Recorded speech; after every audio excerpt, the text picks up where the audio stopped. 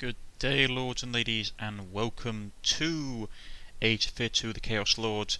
Due to the ongoing technical issues I've been having with the game, I am doing this in post-commentary, so here we go. Now, I have changed one or two things, as you can see here. I've changed it so that you won't have any background music, because I keep on getting copyright striked, even though the developers have assured me that the music for the game is fine. So you won't be getting any music from me now. You still get game effects and you still get the voiceovers.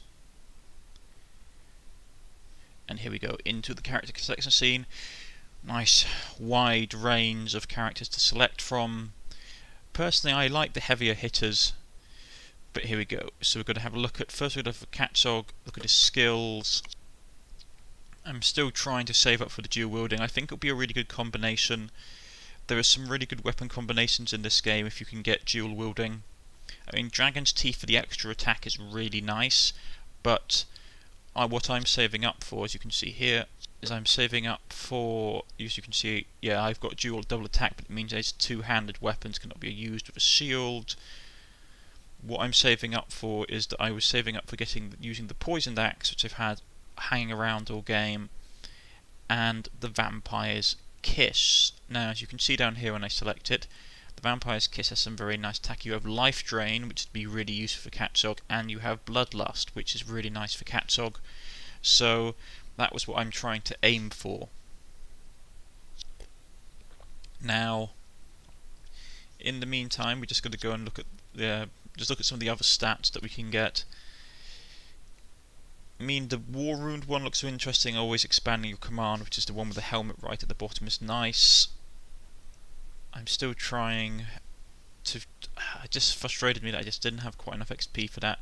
We go and look at Hurl's stats, and I was contemplating maybe getting like Chain Lightning, which is always a nice spell to have because you can hit multiple units rapidly, but I was deciding I was going to go for Elite instead because it's an overall better boost. If you can, I always suggest getting Elite or getting the next like Veteran or the next like Experience level rather than... I don't even think Experience level, it's like rank, isn't it? It's like unit ranking. It's always better to get the next one of those than it is to before get anything else. I'm interested to see at this time what the Troll Throwers actually do. Yeah, I'm just going through the general thing. Half the reason I do this is just to pardon my language, reassociate myself with what I was planning, because I tend to haven't played this for a couple of days at the time when I would do the first recording of this week. So yeah, always give poison immunity to Troll. It's very useful. Taz, still trying to get his double attack, which means I have to get Elite first, then get double attack. If I'd been smart, I would... I don't think you can give him the necklace now. You can't. I was thinking maybe I could have given him the necklace that Hurl had, which would allow him to get more XP. I must admit, I was really tempted with this playthrough to allow everyone like in your army to use armor and like to use items, not just healing potions. And I was saving those guys up for a rainy day.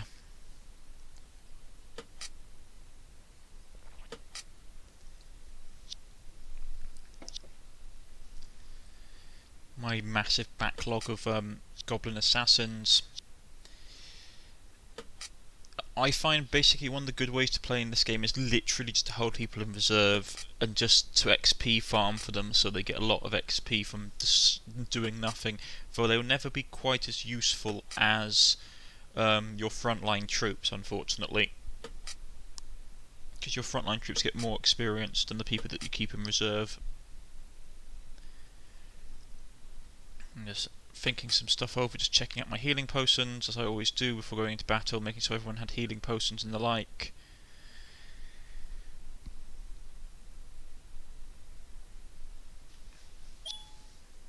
And here we go. Growing bored of the human forest, Catsog and his gang headed into a swamp. Thick fog clouded their sight, and the sounds of wildlife seemed to be everywhere, yet remained undefinably distant. Catsog's scouts spent many hours looking for a space to camp.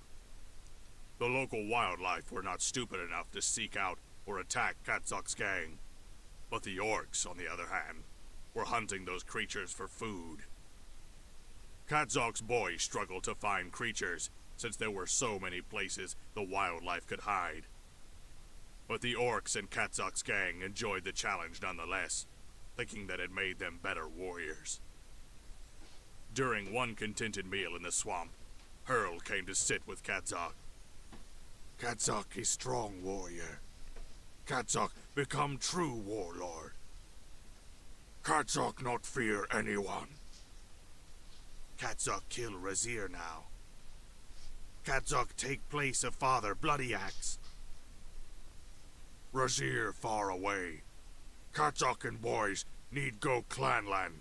Go tomorrow. Early the next morning, the gang was ready to move on and head back to Katzok's homeland. Unfortunately, there was one more force standing in the way. Orcs, stay where you are. Kneel before my undead legion. From the thickness of the fog, a cruel, husky voice called out. The rotting and grotesque remains of many different creatures erupted from beneath the marshes of the swamp. Before the party could react, they enclosed Katzok and his gang in a circle. The smell of decaying flesh reached Katzok's nose. The orcs did not care too much about the stench, but the goblins and the other, less foul-smelling creatures of Katzok's gang gagged in discomfort, but all raised their weapons, ready to send the myriad of rotting bodies back beneath the sludge. "What's Deadmeat want?" demanded Katzok. "I offer you to join my army of unspeakable horrors. I offer you the treasure of immortality and the pleasure of keeping your mind. Deny me, and you shall lose both." While not the smartest creature in the world, Katzok knew what joining the undead horde meant. Katzok was nobody's servant, and he most certainly wanted to go on living. "Katzok no interested. Katzok want nothing with dead meat."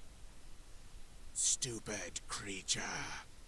Come with me, and you will never be forgotten. Dare to defy your future master, and I will curse your souls forever." Katzok bored of dead meat. "Boys, kill!"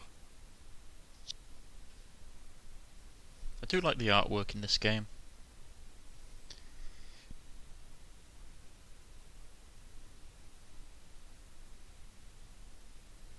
And here we go, folks. We've got a lovely swamp battle, which is never an enjoyable thing in all honesty. Then we've got, what, 3 plague zombies. That's not good. Loads of skeletons, 4 vampires, lich, banshees, and vampiric hydra. Under the influence of foul necromancy magic, the ancient hydra's body matures and rises as fearsome under beast. Well, to basically shorten it, it's basically they're like a vampire. They have the ability to heal themselves when inflicting wounds, plus because they're hydra they get multiple attacks, plus they're immune to mind control, which sucks. Now, my plan for going into this fight was rather simple. I needed to get rid of the plague zombies quickly, so I'm moving up my sappers to try and kill them as quickly as possible. Unfortunately, because we're fighting against the undead, even if you kill the plague zombies, they come back, so we need to actually get towards the lich in the middle of the fort and kill it, which is a task easier said than done. Those hydra are going to be a massive pain. So my plan for this was to really try and kill off the plague zombies, and it's one of these hard things. Fighting against the undead in the Age of Fear series is one of these really tricky balancing acts, which is you need to kill you need to kill off the squidgy things that can be you need to kill off like the skeletons first, because he can't the necromancer can't bring back the skeletons.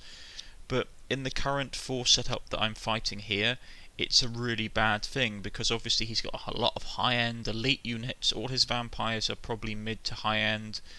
He's got Hydra, which he generates about half his force can regenerate, and he's got 5 vampires actually. He could basically, a good half of his force can regenerate at this point. So I was sort of trying to think, how am I going to do this in a way that works? How am I going to basically smash through and get to the Lich, which is the thing that you need. You basically need to keep constant pressure on the Lich throughout the game, and this is one of the things I will comment on now that I do not think the developers are taking into consideration, is that I think it's wrong that they haven't given orc shamans the ability to disenchant, like to basic, because one of the basic tactics with this game, if you're a magic caster, is you cast disenchant on enemy magic casters and you get rid of their magic. The Lich has it. Every other magic user in the game has it. The orc shaman doesn't, which I think is something that's not really fair. Is that I think that he should have been allowed to have dispel, which is, you have one that you have the ability to nullify passive traits, which is nice and all, but I would have rather have had dispel as a passive, and you could have unlocked the purify thing, because if you've got a cleric, the clerics get that for free, and they still get dispel for free as well. I don't know, it's just not having dispel at this point of the game for your magic user is really hurts, because there's no way to counteract the Lich in this now, which is something I find out really quite rapidly, is that pretty much the Lich has complete dominance of the battlefield and I don't have any way to counter him. Plus, if this wasn't already bad enough, this lovely little thing happens in a moment, which, to be honest, I don't think they needed to have these particular units in the game. Well, not in the game, but I don't think they needed them in this scenario. This scenario is hard enough as it is, without having what turns up in the moments. You'll see for yourself, but I'm not a fan of it. It's a bit of a pain, and I don't think, yeah, see, look, basically Wraiths, we have Wraiths where we have Sage turning up, and if it wasn't bad enough, we have 3 of them, and they're all mid to late tier Sage flanking you. So, personally, I don't like the fact that those basically turned up. It's not that they're not interesting units, because they are, but just from like a game standpoint at this particular scenario, it feels a bit sort of like, oh, if it wasn't bad enough already, here's this. So I don't know, I just felt at the time when I was playing it that it was a bit of an unfair thing from the developers, was that you're already at a really bad disadvantage. You don't have anyone that can counter the magic of the enemy. The enemy has a lot of high level units, and then they throw teleport, because basically the thing that I dislike about Sage is that Sage have the ability to basically teleport. They're one of the very few units that don't move like normal units. They teleport, which sucks, because it's not fun in the slightest.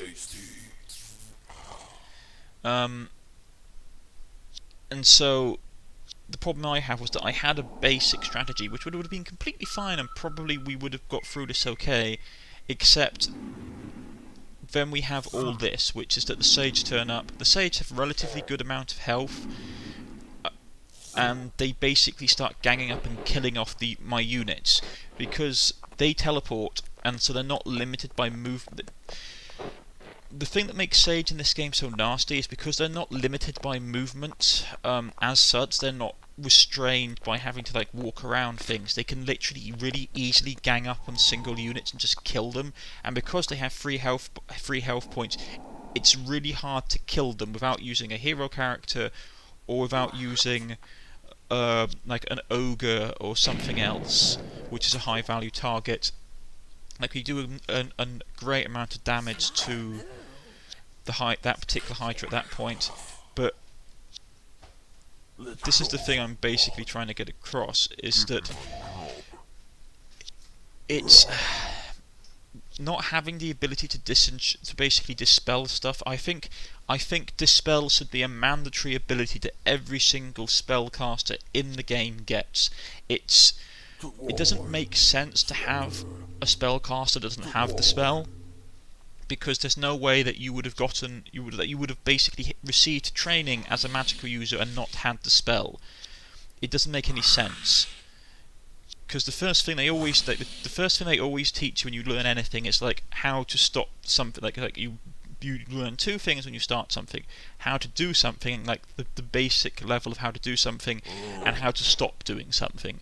So it makes sense to me that you would have the spell as a basic ability. It's not particularly useful, don't get me wrong, unless you're fighting other mage users, but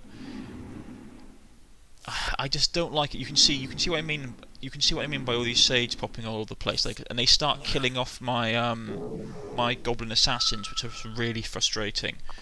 Another issue that I have is that Taz, who's this is the problem with Taz. The developers present him as this relatively dangerous unit in the encounter, where he's got basically double attacks and he's got an area of effect attack that hits multiple enemies. When you get him in the game, he doesn't have that. He doesn't have that at all, which means that he's actually a lot less effective than you've been led to believe. He's also suffers from bloodlust, which means from berserker rage, which means that most of the time you can't control him. So as you see in this upcoming battle, a lot of my strategy is basically sent flying out the window, because I can't actually move him, because he will move on his own without my instruction, and it's a pretty bad situation. Now, I finally deal with the sage, and the thing is that the sage don't look. It's like the sage caused me a lot of problems. Also, I don't know. I think mind control should work on not on like normal undead, but like at least on like the higher end undead, because obviously they still have their minds, so they shouldn't be like immune to it. It should just literally be. It just should literally be. I don't know. I always view like the thing of control undead as it is now, with it being a touch ability, is all fine and dandy. But I don't know. I always assume that mind control would affect vampires and the like, because yeah, you're undead, but you actually have cognitive process. But I suppose that would make the control undead ability too weak. As you see, they keep on killing off my assassins, and this is the thing I have no way of countering any of the magic users at this point, because I don't have anyone that can dispel stuff. I also can't disable any of the Banshee's debuffs because my shaman doesn't have the spell. His ability doesn't affect the spell, it only affects poison and the like, which is rather frustrating. To be honest, I was a bit frustrated with this particular mission by this point, especially when I realised that, oh, by the way, the summoned snakes count as actually having HP. So every time they kill a summoned snake, it buffs the Hydra and it buffs the Lich at the back of the group. As you can see what I meant by Taz becoming a bit uncontrollable. He literally just goes off and attacks people, which is great and all, but it's not fantastic when I'm actually trying to do a battle plan. Also, I don't know. I just got a bit frustrated with this particular mission. I had forgotten also that you could switch over to a melee attack with the archers and assassins and stuff, but I don't know. I just got very, very frustrated very, very quickly. I didn't like the fact that I couldn't counter a lot of the magical stuff going on with my mage, because he doesn't have the one ability that allows him to do that. I wasn't particularly happy when the Sage turned up either, to be honest. And as you can see, we're just getting... The problem that I have is that because the Sage took so much of my attention, we literally are getting mobbed. I don't know... It's one of these situations... It's not that the scenario itself is challenge. Like, the scenario itself is not an easy scenario, I'm not going to lie. But at the same time, it's a lot harder than it should be, purely to do with the fact that they flank you right at the beginning of the game, which is really frustrating. I don't like that. I don't like games that go, oh, you've set up your lovely... If you're going to have units turn up, to make them turn up during... I'm just trying to explain it. This is a pet peeve that I have. I don't like it when you get a plan set up and you get your people deployed, and it's like, oh, by the way, turn 1, these guys turn up. And it's like, okay, if they could turn up in turn 1, why couldn't I see them on the deployment map? As you can see, we have no way of counteracting anything that's coming back. I don't know. I got a bit frustrated quite quickly, especially. This is one of the things I did get really annoyed about. The Banshee has a really nasty stat debuff, and because my Shaman can't actually get rid of it because it's not something that's affected by his cleanse spell, or his cleanse ability, it meant that very rapidly a lot of my people became impossible to hit anything. It's like, oh, my guy was hitting on like a 70 before, on a 70%. Now he's hitting on a 35% or 40%, and there's no way for me to basically stop that because my only spellcaster in my party doesn't get access to the ability to stop it. And I don't know. It just felt a bit like a rub in a kind of way. It's almost like it's like, oh yeah, you're going to take casualties in this fight with your people. There's no way for you to come out of this without taking casualties. Yes. Because, see, look, I try and get rid of the curse at this point, which doesn't work. And it's like, oh, cripes, okay, what do I do now? Because I've got like 3 people in my party that are now affected with this debuff that I can't deal with. We've got Taz, who's still playing up.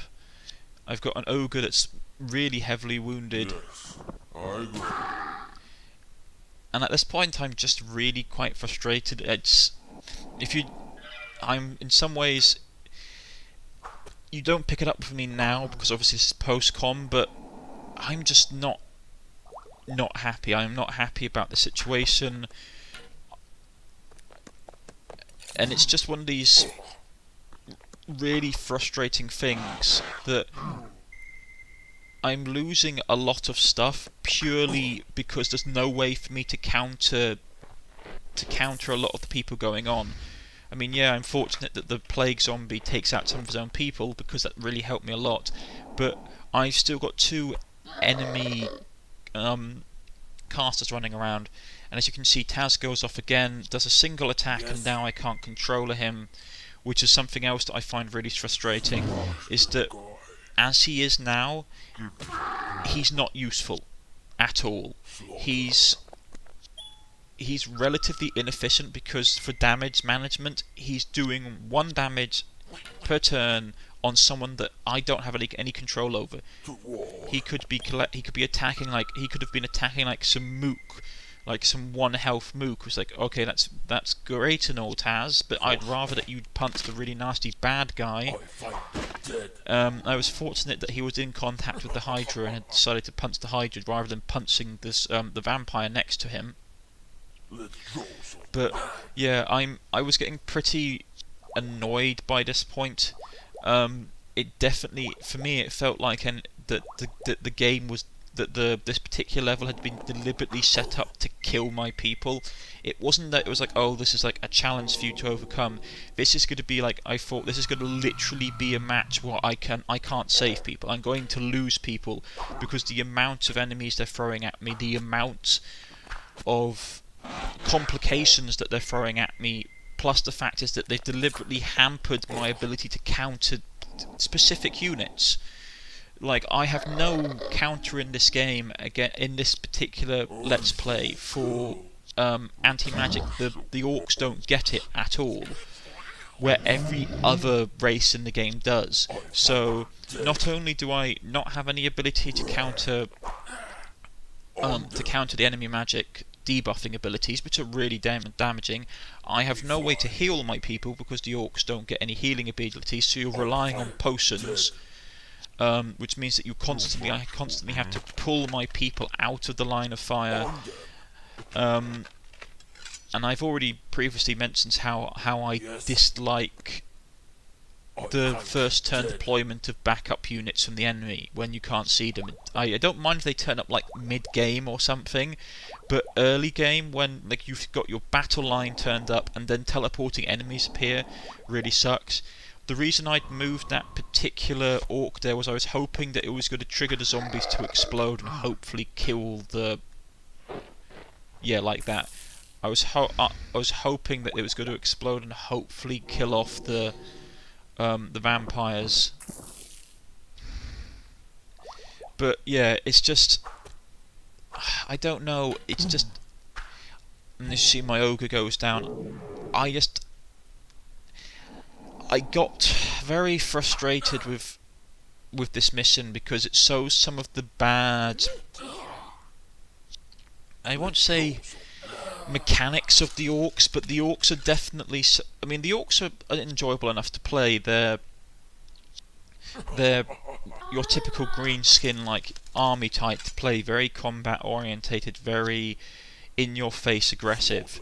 But without Dispel, I mean, I don't mind having Dispel and I don't mind not having a healing ability, but it would be preferable to have one or the other. Having both makes the orcs really, really unstable, because you have no way of countering... I mean, yeah, don't get me wrong, I have an ability that removes some status effects, like I believe it's Hypno and a couple of other things, I can't remember exactly what it is, but...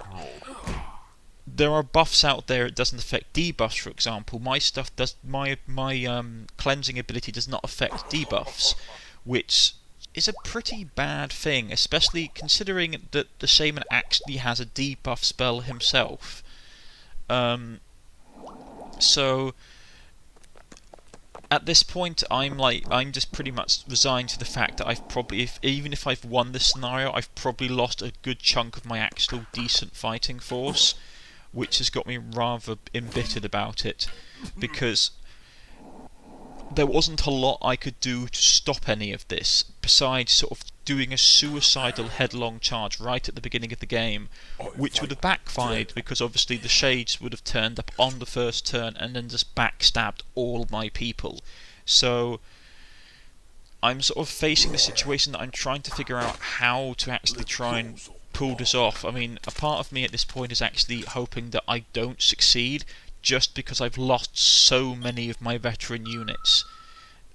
I try and use the potion of invulnerability on Taz and chuck him into the main group of the enemy and hope that the enemy are going to try and target him.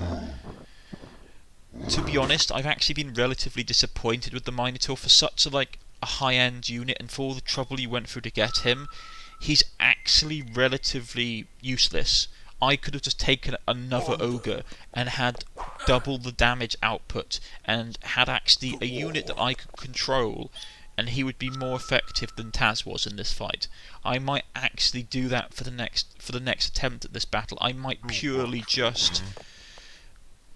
purely have another ogre or something, and just save myself the frustration of having to have a character that I can't control, because as it stands, he's not useful.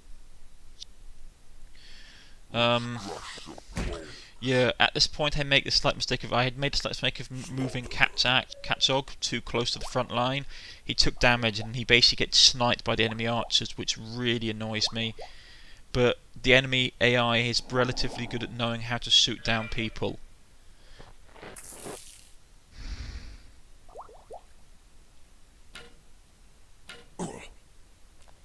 And there we go, I lose. which I'm a bit embittered about in some ways. I mean, I would have still not been happy by winning this battle and having so many of my units dead, but there's not much you can do. Well, Katzok raised his axe as an enemy approached. As he did so, he was struck a fatal blow by another warrior who attacked him from the side. "No! Katzok, no, die!" he yelled, falling to the ground for the last time.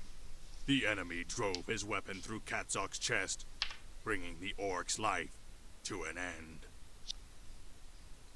well, I've been Cornish-Knight. This has been Age of Fear 2. We shall try that mission again later. If you've liked, please press the like button. If you wish to subscribe, please press the subscription button. You can follow me on Twitter, on Steam, or leave a comment in the comment section. I'll get back in contact with you. Goodbye.